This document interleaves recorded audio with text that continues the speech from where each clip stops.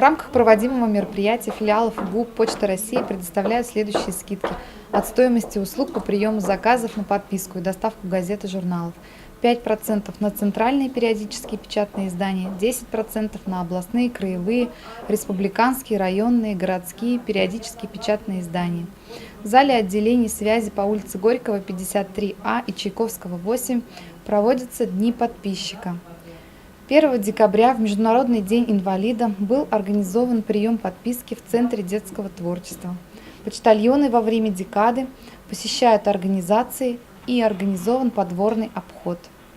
2 года существует акция «Дерево добра». Каждый желающий может оформить подписку на социальные приюты, ветеранские организации и общество инвалидов.